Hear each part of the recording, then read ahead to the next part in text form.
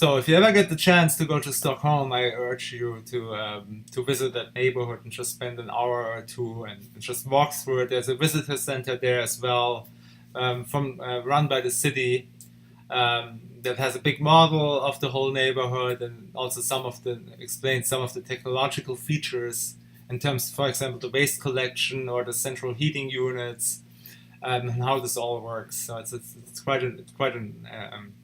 nice place. The other two neighborhoods I want to talk about are in Freiburg, Germany, which is actually my hometown, and I'm quite familiar with that. And we have later on another lecture about the city of Freiburg, not those two neighborhoods, but the city of Freiburg in general, and their policies to improve and really support sustainable development in the city, through transportation, and energy and so forth. But for now, I just want to focus on two neighborhoods that were built just recently, starting in the mid 90s and were finished in the earlier 2000s. Um, so, as I said, Freiburg has generated really considerable attention in the academic and planning literature for its really multifaceted achievements in the realms of renewable energy, low carbon economy, sustainable mobility, innovative land use, and participatory planning. And most of those things I'll touch on the latest lecture, but very prominent in all of those discourses on Freiburg are those two model sustainable developments: the eco neighborhoods of Vauban and Rieselfeld.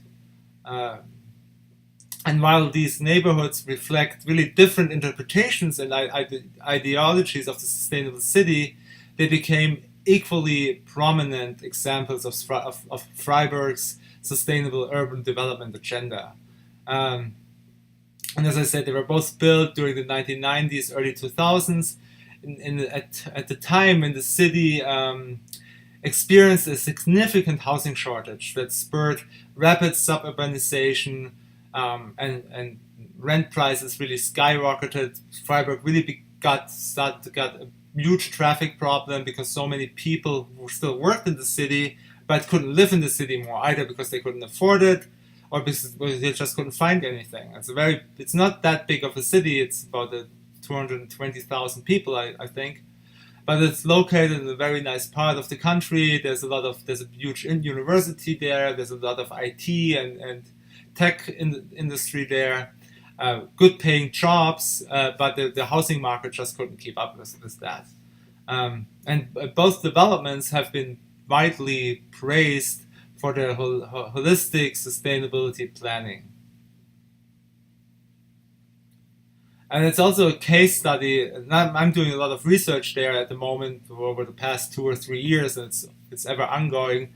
And it's an interesting case study, especially Rieselfeld, for the social dimension of sustainable development and how this also builds up social resiliency and capacity. Because resilience capacity requires building an adaptable social infrastructure to assure meaningful participation and achieve equity in the face of socioeconomic change and disturbance, and meaningful participation by stakeholders in planning and policy decisions. And I have some data. We did a survey there recently, trying to understand why people moved there, if the neighborhoods developed,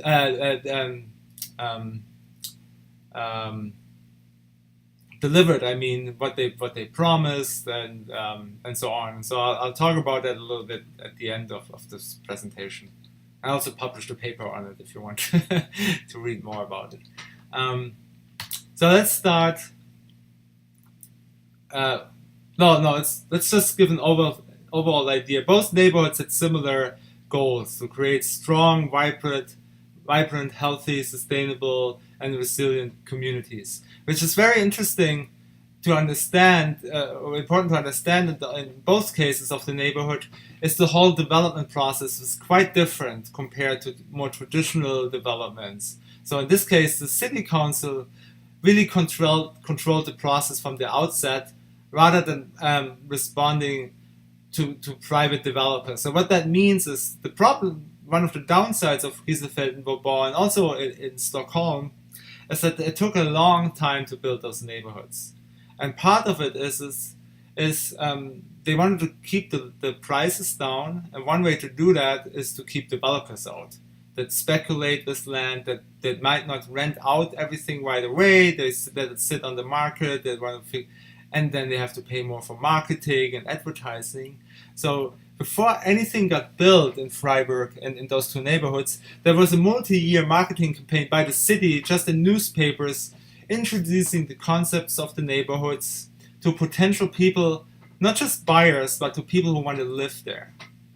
And once they were asked, so if you want to live in this concept, we're building eco-friendly villages, neighborhoods, with high quality schools, high density, good access to public transit, high quality public space. Contact us if you're interested in living in such a neighborhood. And once a group of 10, in the case of Rieselfeld, about 10 to 16 households, potential households, contacted the city, they were put together in a group and were assigned a sanctioned architect from the city, private company, but somebody the city trusted and had already a working relationship, and they got to design together the building block they would live in. Of course, the city had some certain standards in terms of fire hazards and regulations, building heights, and so on. But then the people could design their own floor plan within the building, of their own apartment, and they could decide how the interior courtyard would look like. So they worked with their architect maybe for a year, 2 years to build the whole thing. And for example, if there were a group of young families, those inner courtyards tend to have a playground. If it were more elderly or people where the children already moved out, it's more of a more private yards, like more urban garden type of thing, is suddenly in the courtyard.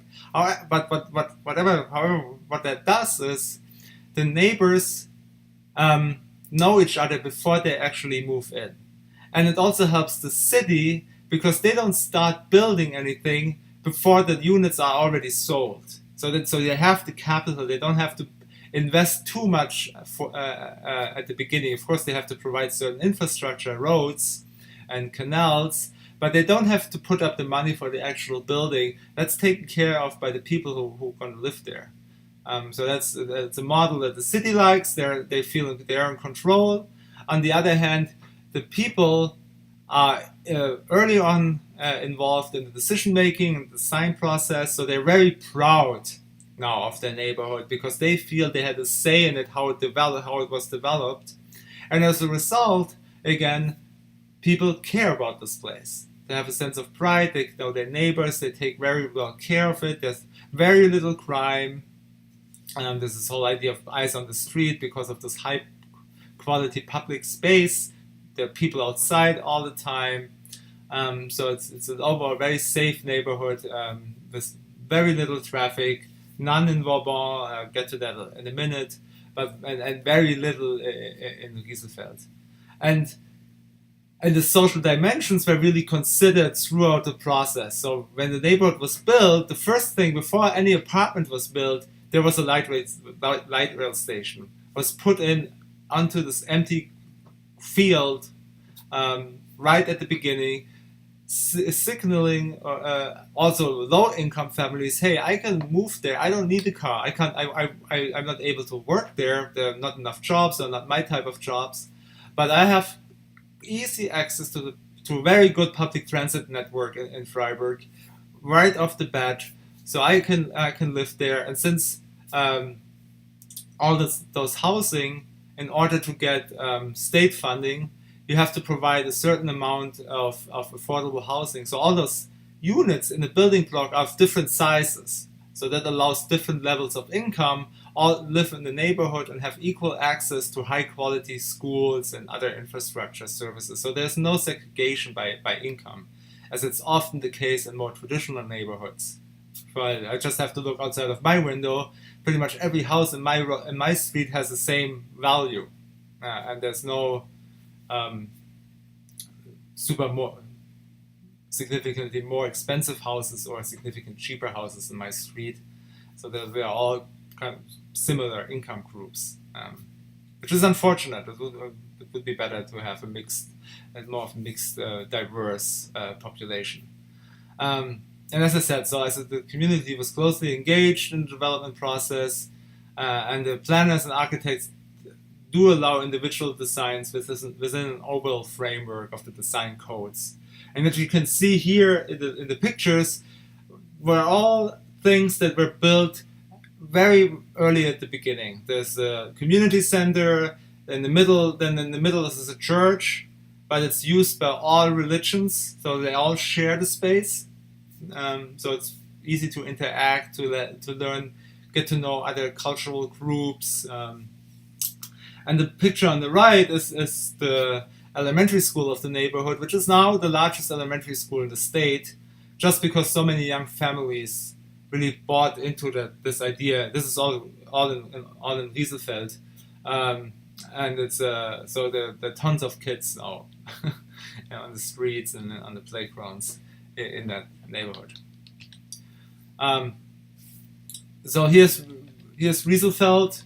I'm sorry. The gives you the plan of Rieselfeld. So lots of building blocks, very little roads, and it's hard to see on the picture. I apologize, but there are really only two main roads, or there's only one road that enters the neighborhood and kind of splits into V.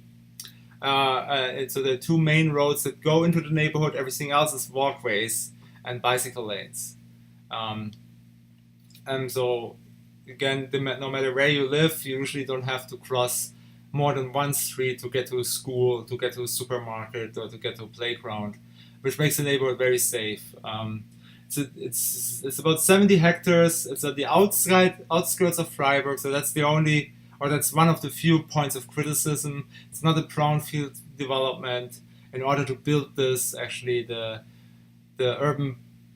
natural land was basically destroyed, or at least reused for housing. About 12,000 people live there in 4,200 apartments. All houses are built as low energy buildings, have photovoltaics and solar heating, and there's also a CHP power station, which means it's a combined heat and power plant or power station. And what that does is many of those power plants produce energy by either burning small wood pellets. So it's important to know that Freiburg is in the middle of the Black Forest. There's a huge woodworking industry sector there, and there's a lot of wood waste, small pellets of wood that are just leftovers from the woodworking industry. And those small pieces are collected, they're pressed together in those pellets, a little bit like those coal pellets, for your barbecue, for example. And then those you can burn easily. And then it's a little bit expensive to install the air filters, so that you don't pollute the atmosphere by doing that. But those pellets then provide heat that can be spread around the neighborhood through central heating units and pipes. And that burning process also helps to produce energy, like steam power, and that's also used. Doesn't account for all the energy needs, but covers some of it in the neighborhood. So here's just a little bit better picture. Also marks all the social infrastructure in the building. So like the primary school, there's a children's center, there's a kindergarten, and where they are located, the red line on the map, that's the light rail that goes through the entire neighborhood. As I said, there are very little roads, there's a lot of green infrastructure, and you see all those building blocks with the different courtyards, and those courtyards, is what I mentioned earlier, are very individualized by the people who live there. So you can access them, they're not closed off to the public. But if you walk through, the buildings itself look very similar, but the interior is very different, and kind of can tell by the courtyards what demographics live in the apartments. It's kind of funny to see. Um, the building design is fairly simple. It's mixed use, public transit. There are supermarkets. There are a few office spaces, but there's not enough job opportunities in the neighborhood to say that everybody who lives there can also works there. That's not possible. It's 7 minutes away from the city center, um, so it's fairly close and very easy to get there by light rail. Um, it's also important that the cars are allowed in Wieselfeld, but they're pushed out of sight in a way. So there's on the main two roads, you can only park there during business hours. Then you're supposed to park behind the buildings if you live there, or in underground parking garages or parking structures. Usually, cyclists and pedestrians have always right of way, so you have to be very careful when you drive there. There is a speed limit, but you can't of 30 kilometers per hour, but you can't drive faster anyway because there's so much going on the road. There's children, people walking, bicyclists, um, and you know in the back of your head that if you cause an accident, it's as a driver, it's most likely going to be your fault anyway. So you drive very defensively. So even there is a speed limit of 18 miles per hour, the actual speed driven in the neighborhood is probably even less than that.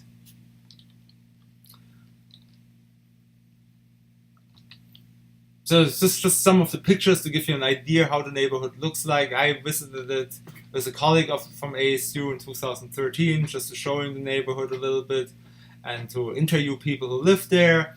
So those are some of the typical apartments you'll find in Freiburg, or townhouses. So the picture in the middle, this is actually one townhouse. So all 3 floors are occupied by one family. So there are different sizes of available. Here you see the main, the right picture. You see the light rail lane, which is also covered in grass, which is quite interesting. And then you see those different courtyards with different uses. And it's a peaceful and beautiful, urban, dense neighborhood. So the density is something to get used to, obviously. But if you're willing to make that compromise, that give up a little bit of private space, but that therefore live in a sustainable neighborhood and also with a really lively neighborhood, with lots of social infrastructure available for you for free in most cases, then it's really a nice place to live. Here, just some more pictures. Here you can see those different types of courtyards, a playground, or some more like gardening. Just gives you some idea of the interior, how things might look like. The picture on the top left is the view from some of those townhouses where the parking is behind the building, and you look straight at the high school, for example. That's also located there. Then we did a tour, and we were actually scheduled to meet only with one of the architects. It's the top right picture, and the person in the middle is now the retired head of the planning department of Freiburg, who was in charge of all of the neighborhood. But when we were there, people saw us, knew that we were no locals because they know the neighbors. They asked what we did. We told them, well, we're really interesting what you guys did here. We want to learn more how it is to live here, if it can be replicated in other places. And since they were so proud of it, they actually stayed with us the entire day and walked with us through the neighborhood and pointed out things to us, little walkways, little shortcuts that made it easier to get around. And it was really neat to see how much people really enjoy living in that neighborhood, and how proud they were that they were part of the decision-making process. So they took ownership in a sense. Although many people live for rent there, they really take ownership of the place, and they don't see themselves leaving anytime soon. At least the people we talk to. The other neighborhood is a little bit different in Vauban. It's 38 hectares. It's a part of the former French military base. So it is in the city, within the city limits. It's much smaller. It's for 5,000 residents and small local business. And here the focus was really on renewable energy and car-free living. That was from the beginning. Those were the two areas they wanted to focus the most on. So all of them are low energy buildings, um, um, and some of them are even zero energy or energy plus buildings. Zero energy meaning they can produce all the energy they need, and energy plus buildings, like the buildings you can see on the top left, were buildings that produce more energy than is actually needed. And they cost a little bit more because you have to have all this technology, you need all the solar panels. So they're a little bit more pricey than other neighborhoods or other types of buildings. But what the city did to make it attractive to home buyers is they guarantee for lifelong contract basically that the city will always buy the excess energy from them, and they can put the energy back into the grid. So now the owners of that house make about 5,000 euros a year extra by selling the excess energy back to the grid. Granted, it's going to take not only a few years to get the investment back, but it's a nice incentive to invest in those technologies and to make that compromise to more dense living. And the car-free living is really what, of course, the solar installations are very visible, so that's what Vauban is really famous for. But the car-free living policy is something that really put them into newspapers, and it was not everybody liked it, but it seems to work, and I'll talk about that on the next slide. So, what Vauban did, they did something similar as Rieselfeld, advertising through the newspapers. Hey, we're looking for people who are interested to live in high density, ecological friendly neighborhoods, strong sense of community, public engagement. You have to be willing to take part in life in the neighborhood. And by the way, we are separating the costs from living and parking or using a car. So we want to reward people who say they want to live without a car. Because usually how it goes, you don't have a choice. When you buy something, the costs of the roads and parking spaces are factored into the housing price or into taxes or whatever. But you pay for it no matter if you use it or not. So in Vauban, you had to fill out an application that asks you, do you want to use a car or not? And if you wanted to use a car, you had to pay extra for the construction of the parking spot, which is a parking garage on the outskirts of the neighborhood, which adds about an extra $14,000 to your bill if you want to buy into the neighborhood.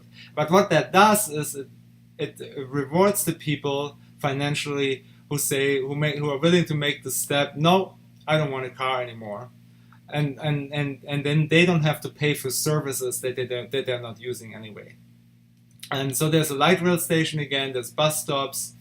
And now the majority of the households, as a result, really don't own a car. And if they need a car, there's Uber, there are car sharing services. There's a big supermarket in the neighborhood itself for daily needs, and it's close. It's in the city anyway. And in a later lecture, I'll talk about the general public transit system in Freiburg, and then you'll understand that you actually don't really need a car in such a small, high dense city, where you can easily do everything by foot, by bicycle, by walk in some cases, or by public transit.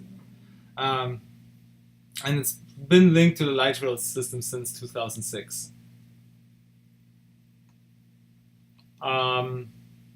Again, this is the plan of the neighborhood. There's a road that goes into the neighborhood, but people can only drive in there, unload their car if they have big shopping trip, for example, and then they have to drive out again and park it in one of the two parking structures. So the road that goes in is U-shaped. you can drop off things you need, then you have to leave. There's an extensive set of walkways. All those areas in the gray are walkways, or in the gray and in the white, that cuts through the neighborhood. The areas in the red are schools or kindergartens. So again, no matter where you live, you usually get to one of those without crossing a street, or maybe not more than once. The roads are very, very narrow. You have to drive very, very slowly. It's almost impossible for two cars to drive next to each other or to pass each other. So you constantly have to look out if there's a car coming your way, and you have to, so that it reinforces defensive driving, slow driving, which makes the neighborhood very safe. Again, some pictures. There is a high density. The picture in the middle is actually student housing from the Freiburg University. So there are lots of different age groups in the neighborhood, different pricing, with different different sizes of apartments with different rental prices, or you can also buy apartments there. There's a lot of private or high quality public space, again, as it is in Stockholm and in the other neighborhood in Rieselfeld and Freiburg. Again, this is such an important part. If you want to convince people that high density is not a bad thing, you have to provide high quality public space. So that makes it much easier to maybe leave the one family house behind and move into a smaller apartment if you have those access to those high quality public spaces and other community centers and cultural centers and other social infrastructure. There's a lot of green throughout the neighborhood that also helps with water runoff, cleaning the atmosphere, cooling down the air temperature. Freiburg is also the city with the most sunny days in Germany, so that really reinforces the use of solar. So it's a nice place. It's a little bit denser. It's a little bit smaller than Rieselfeld, whereas in Rieselfeld the focus was really on the social dimension, provide affordable housing, cut out developers, let the city to be in strict control over everything. Vauban is more of a grassroots movement. There was called Forum Vauban, which was a couple of architects, a couple of local citizens in Freiburg, which always dreamed about building such an eco-village, got together with the help of the city of Freiburg, purchased the French military base, or the city of Freiburg more or less gave it to them for free, and then they got the group of architects together, and they were able to develop this neighborhood with a lot of help from the city, obviously.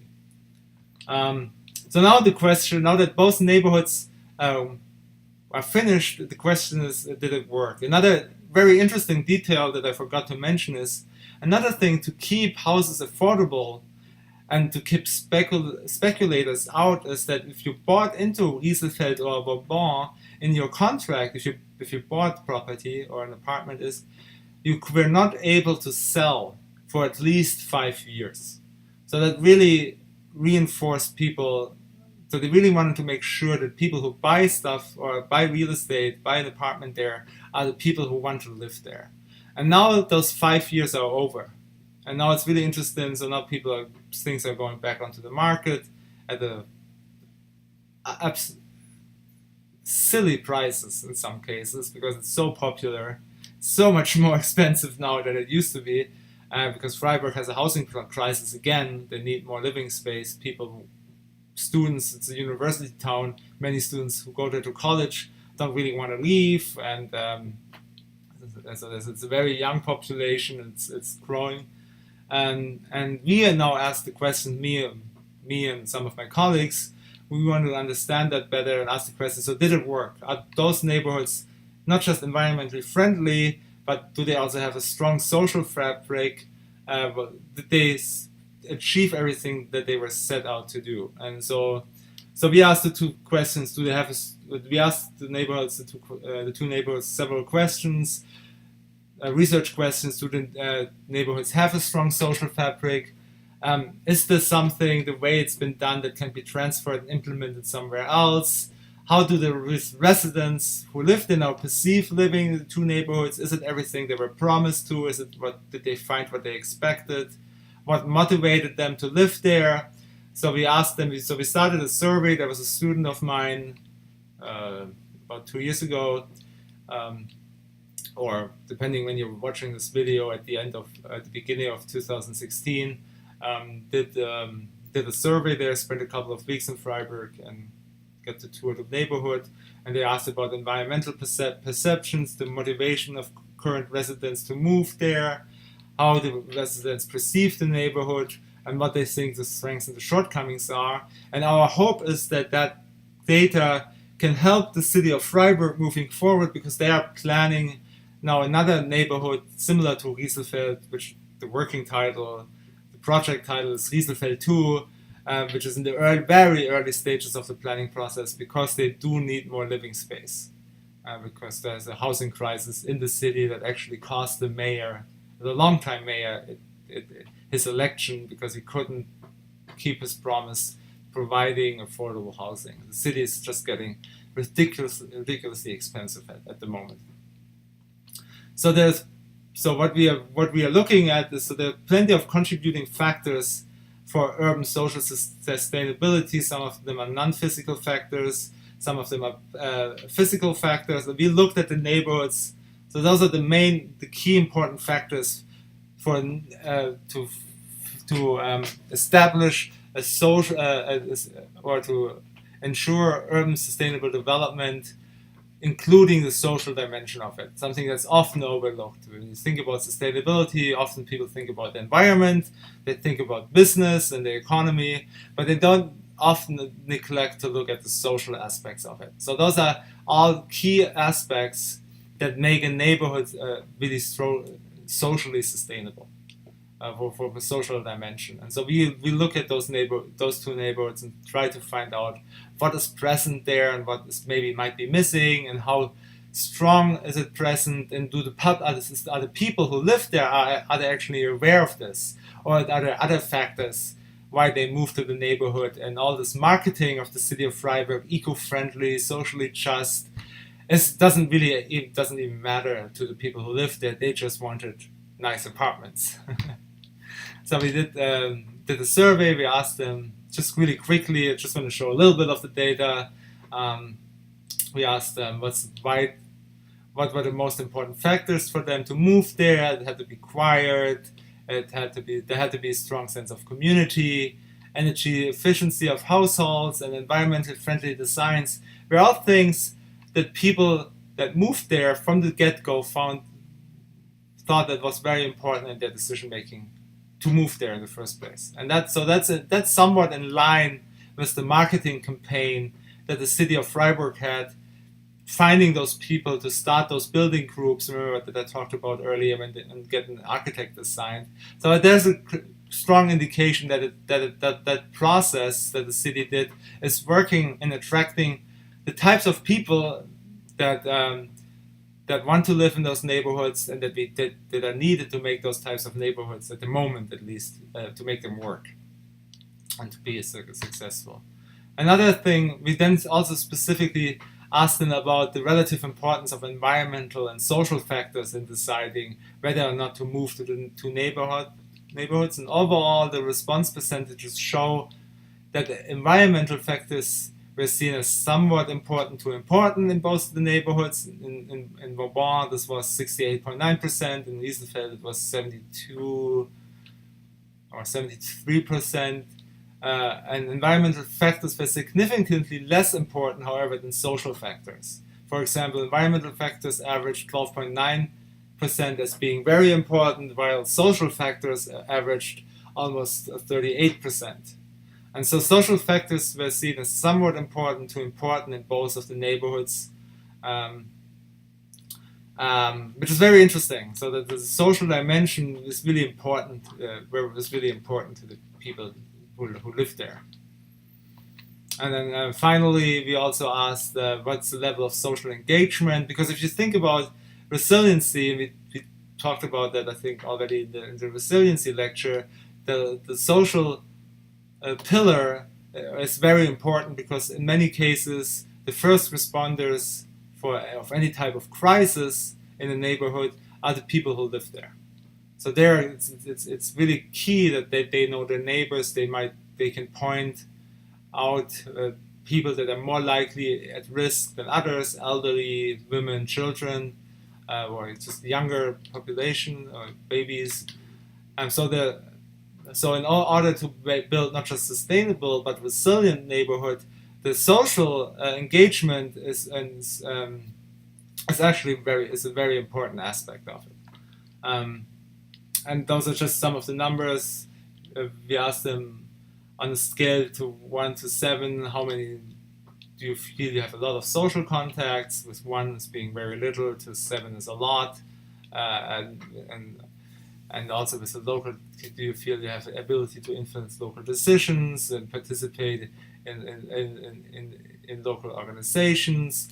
And the percentages, although don't seem to be at first like crazy high, but if you compare those numbers to numbers from traditional neighborhoods or older neighborhoods, or just that don't have went through this long process of newspaper marketing, assigning an architect. So the whole Wieselfeld, for example, to complete the entire neighborhood, was built in 4 phases, took almost 12 years, which is another point of criticism, but the city wanted to make sure that they did it right. So those numbers compared to other neighborhoods are very, very high. Yeah, so I think that's it for this lecture.